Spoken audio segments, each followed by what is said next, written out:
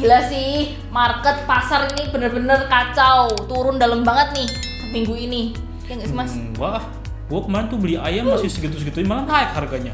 Ya bukan market itu Mas, market saham boy. Oh, market saham, iya, tapi santai aja.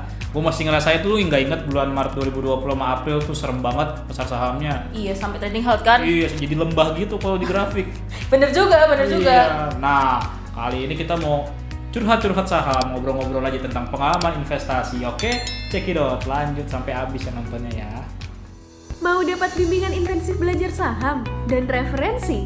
Bisa tanya jawab secara intensif? Yuk, daftar Mtrade sekarang di mtrade.id/whatsapp atau klik di bawah sini ya.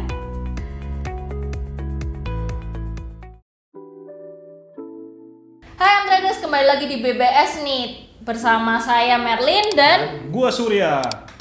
nah hari ini kita mau cerita-cerita tentang pengalaman kita ya Mas. Iya. Pengalaman kita di market karena cukup ngeri banget nih. Pekan ini tuh turunnya hampir 2% ya Mas ya. ARB semua kayaknya ya. Iya ngeri banget, apalagi saham yang baru sering diomongin tuh si Buka. Aduh. ARB terus. Teman-teman khawatir nggak sih? Panik nggak Mas?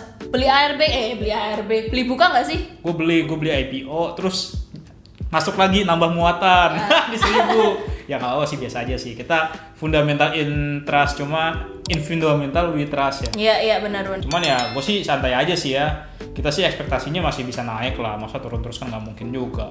Kebetulan aku juga beli sih Mas. Beli Iya. waktu itu di harga 1.500-an. Oh iya, waduh. Kok 1.500 sih? 1.300 Pak ya? 1.300. Iya, Iya. arah yang ketiga kayak. Arah ketiga apa arah kedua ya? 1325 dong. Yang dia arah di hari itu terus tiba-tiba turun gitu kan. Iya, kayaknya itu dia. Iya, gue beli tempat pas dia turun 1000, aku nambah muatan deh karena gue cuma dapat 2 lot kan kemarin tuh di ini. Gue nambah beli 5 lot, turun terus sekarang. Tapi omong-omong nih ya Mas, saham Buka nih yang rame banget diomongin teman-teman juga nih. Itu sama kasusnya juga sama Amazon sih katanya.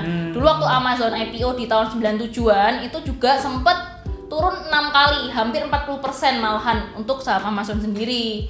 Gitu sih. Jadi kayak ya udah deh, nggak apa-apa lah. Ya, ini kita cuman ini ya omong-omong aja ya. Ini membenarkan diri biar tenang.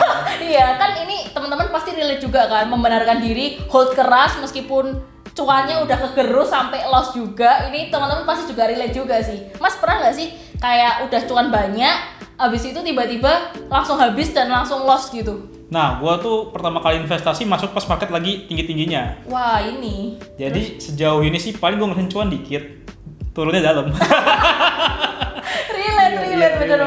Karena gue waktu masuk 2019 kan lagi oke-okenya ya, 2018 tuh 18 19 lagi oke-okenya pasar. Pas 2020 hancur ya, gue beli di pucuk semua ibaratnya. Wah, waktu itu kebenaran banget nih. Waktu zaman dulu, kan aku mulai investasi itu SMA ya. SMA kuliah. Itu juga masih kayak investasi sih. Belinya BRI, BCA, beraninya cuman kayak gitu Mas. Iya. Terus tahun 2020 nih, pas banget aku mulai trading. Dan tradingnya tuh benar-benar trading yang kayak ikan, tahu nggak sih Mas saham ikan? Saham ikan Nggak tahu ya, itu saham ikan yang likuiditasnya kecil banget. Dan itu pertama kali cuan 10% dalam satu hari. Tapi teman-teman jangan ditiru ya, ini disclaimer ya, ini pengalaman kita berdua. Karena kita kalau mau beli saham itu juga harus lihat likuiditas, kita harus juga lihat fundamental, teknikal, itu juga penting banget. Kalau teman-teman mau trading mandiri juga bisa sih sebenarnya kalau mau beli yang likuiditasnya kecil-kecil tapi porsinya ingat kembali kecil aja, karena itu gampang banget naik dan turunnya gitu. Iya, kalau gua sih dari awalnya sempet waktu itu gua koleksi BTN. Oh, BTN. Disclaimer ya, iya. Jadi waktu itu kenapa gua BTN kan gua kan emang dulu sempat liputan di bank, ngobrol-ngobrol sama orang BUMN, iya nih bakal jadi bank buku 4 kalau jadi holding BUMN. Wah, mantap nih, udah bank perumahan. Sendirian nih jadi penguasai pasar, pengen jadi bank buku 4, lumayan nih. Ya akhirnya gue belilah. Ganti pemerintah, ganti menteri, batal. Batal semuanya. Nah ini, jadi semua informasi itu bisa berubah sewaktu-waktu ya Mas.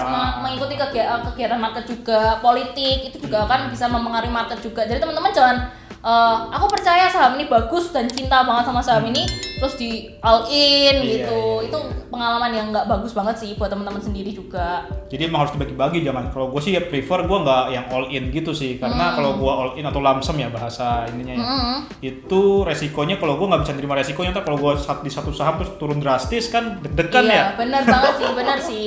Apalagi kan kita harus diversifikasi ya Mas ya. mungkin ada yang likuiditasnya kecil, ada yang likuiditasnya besar dan lebih terpercaya, jadi bisa investasi, trading itu lebih aman gitu loh, lebih safe. Apalagi money management juga penting banget teman-teman, apalagi di kala market kayak gini nih, jurus utamanya kan money management kan Mas ya. Iya. Nah sekarang lu saham apa nih yang paling oke yang lu pegang nih? BCA sih Mas. Masih BCA sih Mas. Oh ya, dulu pernah juga kita M-Trade dan aku juga pernah cuan di WSKT Mas, hampir 100%-an tuh WSKT. Nah itu sekarang kita lihat lagi nih, sekarang WSKT kayak gimana, udah drop kan. Jadi sebenarnya di market tuh kita bisa baca tren sih, baca orang-orang nih pada suka apa sih sebenarnya. Waktu zaman dulu 2020 tuh hype-hypenya tuh Mas saham-saham konstruksi gitu. Kalau sekarang kan emang kurang ya Mas ya. Kan waktu itu kan awal tahun tuh gara-gara isu SWF ya. Iya, SWF. Nah itu kenceng tuh, terus ada pandemi ya ambles, konstruksi nggak bisa bangun apa-apa. Ya maksudnya dia bisa beraktivitas cuma terbatas kan. Dan proyek juga nggak banyak gitu sih. Iya, kalau Mas Surya sendiri punya saham yang kayak berkesan gitu apa sih? Yang berkesan, yang cuan tuh waktu gua mulai ubah strategi. Jadi kan dulu kan gua cuma investasi gua diemin ya. Gua naruh tuh di BTN sama di Astra yang lumayan gede. Sama ada satu lagi di Selamat Sempurna. Dia tuh penjual otomotif gitu. Gua beli itu karena dia rajin banget bagi dividen. Setahun tuh 4 kali. Jadi gua beli aja dah buat simpen lama gitu. Nah harganya murah. Pas setelah itu gue mulai coba follow the trend, kayak rame-rame bank digital, rame-rame si apa tuh yang dulu MPPA, MLPL, gue cobalah itu masuk. Nah, cuan nggak? Cuan, cuman emang pas cuannya udah lumayan, misalnya bagi gue tuh udah lumayan nih, gue cabut aja deh. Iya benar. Karena gue takut pas kalau gue diemin ntar turun. Iya, pengalaman sih sering banget kayak gitu. Kayak ini disclaimer juga ya, DMMX itu aku sempet beli tuh Mas di harga 400-an. Waktu di harga 800 kan udah cuan 100% ya. Mau buat apa juga kan? Jual aja lah. Ternyata sekarang harganya 1.300. Karena kan kita nggak tahu ya, apakah dia bakal terus terbang atau tiba-tiba ada masalah, ada problem sampai dia akhirnya ambruk. Iya, soalnya secara teknikal pun itu udah nggak oke gitu loh, karena kenaikannya sudah lebih tinggi, dan itu tuh kalau jatuh takutnya dalam banget. Ternyata sampai sekarang dia masih stuck naik dan sekarang lagi sideways sih. Nah, sebenarnya kalau teman-teman mau buy, kalau saham-saham yang naiknya udah cukup tinggi gitu tuh bisa tunggu dia sideways gitu Mas. Iya. Terus gue juga punya pengalaman ini, nyesel sih waktu itu tuh. Jadi kan dulu Arto tuh sebelum diakuisisi sama Northstar kan masih bank kecil di Bandung ya. Gue sempet ngobrol sama dirutnya, dia sempat bilang ya kita emang lagi kacau nih, NPL tinggi banget nih. Waduh nih bang berarti nggak prospek kan, terus tiba-tiba harga naik nih ke 1.000. Waduh, terus teman-teman gue bilang beli Sur, itu bakal jadi bank Gojek. Iya. Ah enggak kata gue, gue takut gitu walaupun udah diakuisisi Northstar gue takut. Jadi 16.000. Aduh. Udah 100.000% ya malah dia. Lebih gede tuh. Gila sih, itu nyesel sih serius. Lumayan. Coba kalau punya 1 juta, beli. Pas gue beli waktu di 100 aja misalnya sebelum jadiin beli. Iya, ternyata nggak jadi. Nggak jadi sama Gojek. Nah itu, jadi teman-teman kalau mencerna informasi itu harus juga kita lihat juga sih itu bener apa enggak gitu. Dan dari ini yang terpercaya apa enggak gitu ya Mas ya. Karena banyak hoax-hoax juga kan sekarang.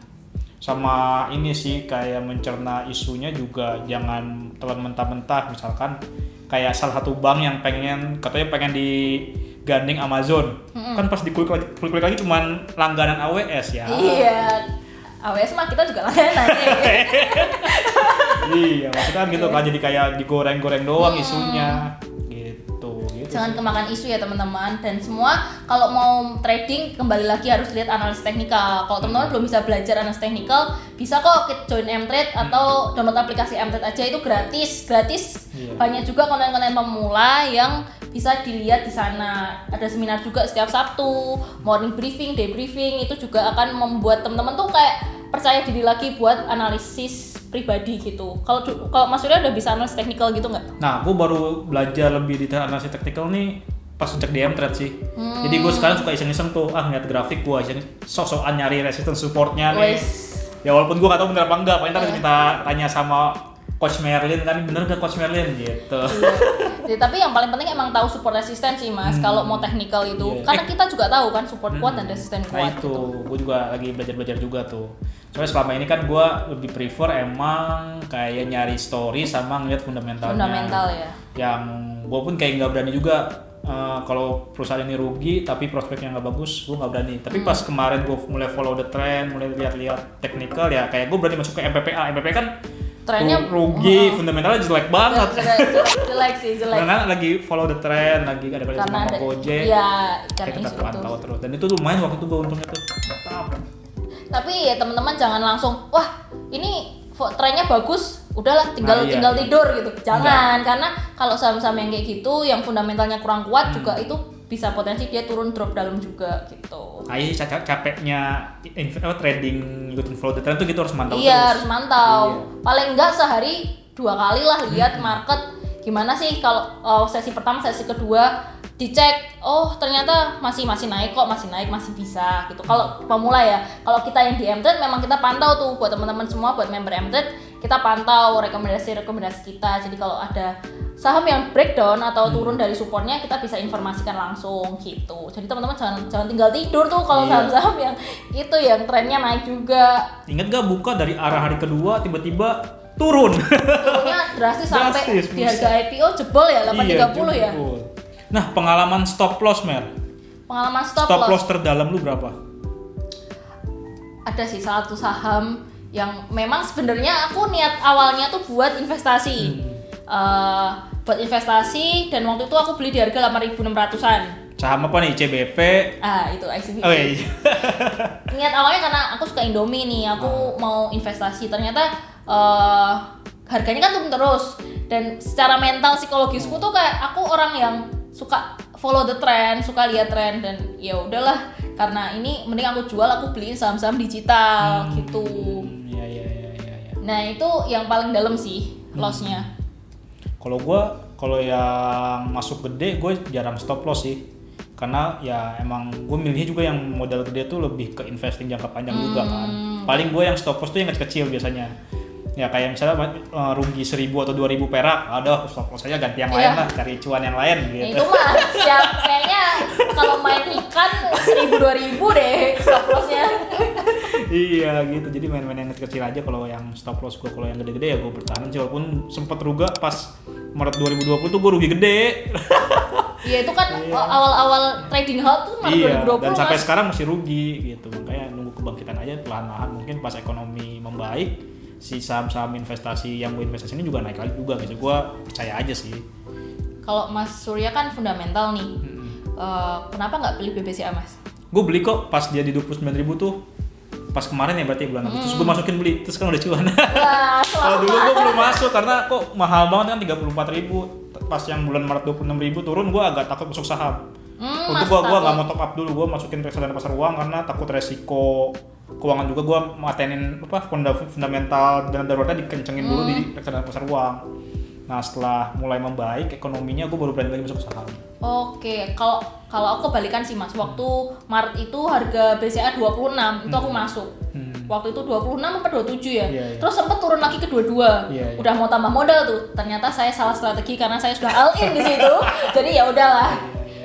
Karena kan kayak kita udah percaya gitu sama BCA. Jadinya kayak bukan pom-pom loh, ini bukan pom-pom loh ya, karena kita juga lihat fundamentalnya juga. Kalau BCA ini yang lebih kuat dibandingkan bank-bank lain gitu. Secara NPL dan lain-lain kan kasa juga kuat juga kan di BCA. Iya sih, pas Maret 2020 tuh turun, gue sayangnya emang nggak top up karena gue shock karena gue rugi banyak gitu, gue shock. Jadi udah oke, gue reksadana pasar uang dulu deh, matenin dana darurat gitu. Karena deg-degan juga tuh, waduh, tapi bisa nggak makan nih satu keluarga. Akhirnya udah gue dana darurat dulu, tapi pas gue lihat di akhir tahun teman-teman gue cuannya gede-gede. Nah kita mungkin kalau obrolan selanjutnya kita bahas di episode selanjutnya ya BBS kali ini. Kayak udah lama banget ya, udah sekitar 3 hari kita ngobrol. Iya, setahun kayaknya Mas. Kayak kemarin baru 2020 deh. Sekarang 2021. Iya. Sekian BBS dari kami, dari Merlin dan Surya. Kalau kalian relate nih dengan video kita tadi, curhat-curhatan kita, tulis di kolom komentar ya, apa sih yang kalian relate sampai kalian rugi besar, untung gede, sampai saat ini kalian juga lihat IHSG gitu panik banget, kena mental gitu. Apa sih sebenarnya? Dan teman-teman kalau mau belajar juga bisa langsung join M-Trade. Oke. Ketemu kita di M-Trade. Oke, terima kasih. Dadah. See you next video. Jangan lupa download aplikasi M-Trade di Android dan nikmati edukasi premium sekarang.